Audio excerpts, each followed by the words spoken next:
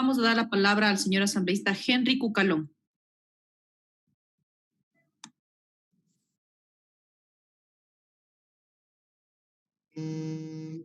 Señora vocal encargada de presidir la sesión, muy buenas tardes. Compañeros legisladores, pueblo ecuatoriano que sigue atento a esta sesión. Modificar la Constitución de la mano de una consulta popular es la expresión democrática más directa y dirimente. Con optimismo, convicción y confianza debemos ir hacia ese cambio fundamental para reformar y aplicar temas trascendentales que sean una herramienta más para enderezar el rumbo hacia un Ecuador con una sólida institucionalidad que camine hacia la justicia, la prosperidad y la equidad. Con el procedimiento de reforma parcial que ha sido adoptado y ratificado por la Corte Constitucional para el debate de estas propuestas, queda claro que la Asamblea Constituyente nunca fue la vía, sino el contenido del artículo 442 de la Carta Magna, que permite a esta Asamblea tratar temas importantes sobre el funcionamiento de los órganos democráticos del país para que sean ratificados de la mano del pueblo, que es actor y no mero espectador de los procesos democráticos. Lo que sí no debe volver a ocurrir son los debates y votaciones en paquete que hasta el remedio de la Corte anterior tuvo que declarar inconstitucional en el caso de las enmiendas del año 2015. Yo he apoyado esta propuesta de reforma e incluso como ciudadano la firmé para eliminar al Consejo de Participación, la transformación de la Asamblea Nacional y por último, ¿cómo no voy a estar a favor? Es como los que consultan lo obvio, conociendo lo que se va a responder, de tener una fiscalía autónoma e independiente. Nuestra postura, no de ahora, sino de siempre, ha sido que el Consejo de Participación Ciudadana es un absurdo invento de Montecristi, organismo ajeno a cualquier régimen democrático normal que altera el papel real de las funciones del Estado y división de poderes, pues en lugar de tener un buen proceder en la lucha contra la corrupción, fue un garante del abuso del poder que estatizó la participación ciudadana. Ha quedado demostrado que el Consejo constituye un ente fallido desde su misma concepción y ha sido un facilitador de los antojos del poder político desde sus mismos inicios e inclusive en la actualidad. Ha servido para el manoseo tanto directo por parte del proyecto del Partido Único como ahora camuflado bajo ciertos intereses partidistas. Es así que en su momento sirvieron tanto a los enloquecidos por el poder como a los entontecidos, ahora por el dinero. La participación ciudadana es transversal en el conjunto de la institucionalidad pública y la ejerce el pueblo sin tutelaje alguno. Por esta razón, no se vulnera derecho alguno al eliminar este mamotreto, pues es deber de todas las administraciones garantizarlo y fomentarlo, como bien lo señala el dictamen de la Corte Constitucional y lo recoge el informe de la Comisión.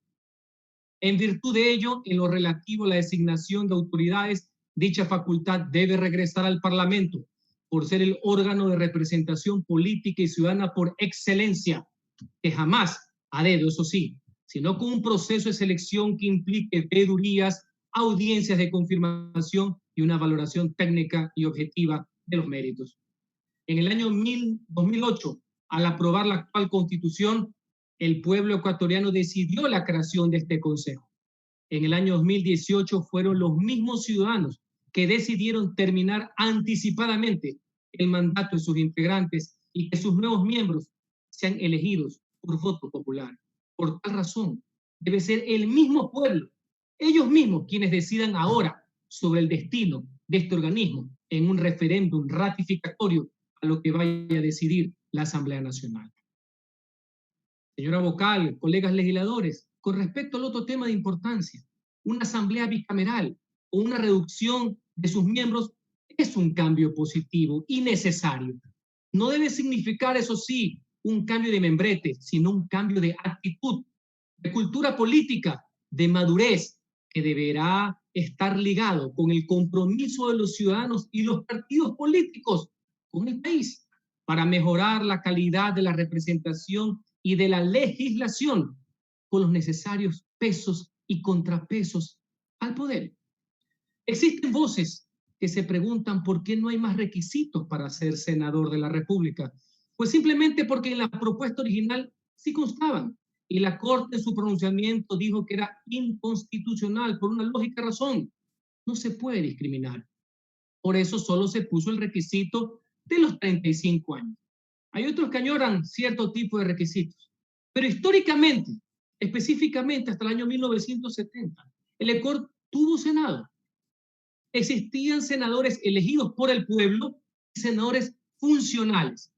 Estos últimos fueron la expresión del corporativismo, muy usado en el siglo XX por la derecha y que después se convirtió en la panacea de cierta izquierda recientemente. Personas no elegidas por el voto popular ejercían representación y facultad de designación. Esta figura actualmente es inaplicable. La época de los patricios ya terminó, pues atenta contra el régimen democrático, donde todos los dignatarios, desde un vocal de junta parroquial hasta el mismo presidente de la República, deben ser elegidos por voto obligatorio, secreto y universal. Otros dicen que este tipo de Senado solo servía porque existían estos senadores funcionales. Nada más alejado de la verdad. Pues si bien en su momento las cámaras de la producción, los trabajadores, la educación pública, la prensa y hasta las Fuerzas Armadas tenían sus delegados, la calidad del ejercicio legislativo venía por su capacidad individual, su compromiso con las causas nacionales. Ejemplos válidos de aquello fueron León Febres Cordero y Pedro Saad Saad, cuyas ejecutorias superaron las barreras empresariales y sindicales de origen, respectivamente hablando.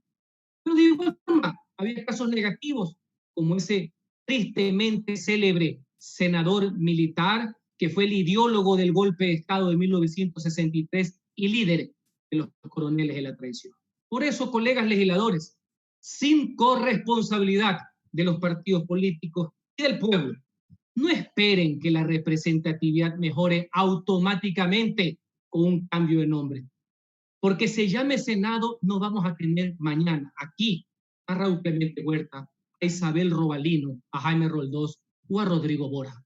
Es más, si seguimos con las mismas mañas, los dueños de los partidos seguirán enviando como candidatos a sentenciados sin ejecutoria en firme, o inclusive a sentenciados por la Corte Interamericana de Derechos Humanos por sus actuaciones como diputados. En otros temas, no por eso menos importantes, estoy de acuerdo sobre la eliminación de la figura de los asambleístas alternos. En derecho comparado casi ningún país lo tiene. La cuestión es simple.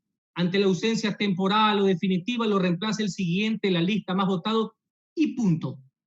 El ser legislador es un tema de responsabilidad, pues a uno lo eligen no para ver cuándo falta, o solo para ir de vez en cuando o a lo importante. No, todo es importante. La falta es la excepción, no la regla.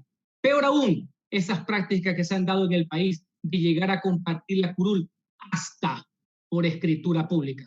Ya basta.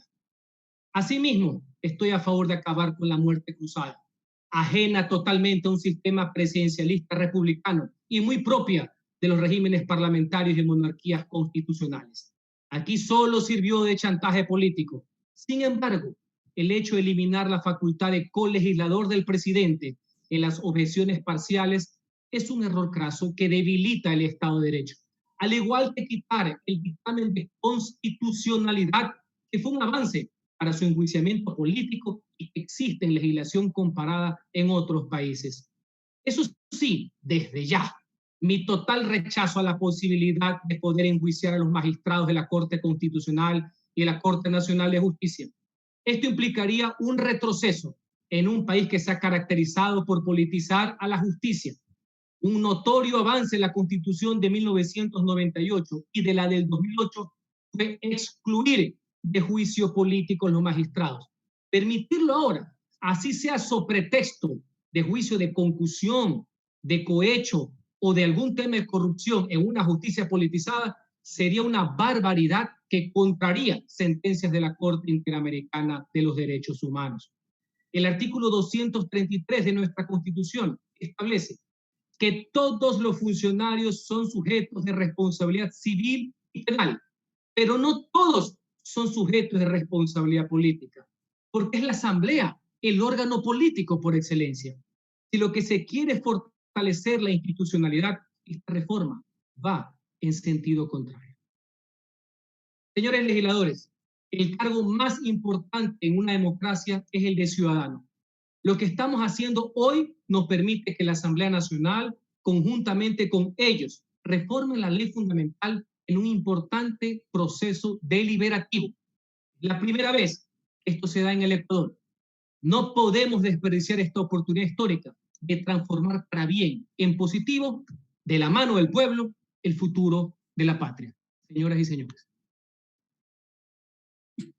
Gracias, señor asambleísta.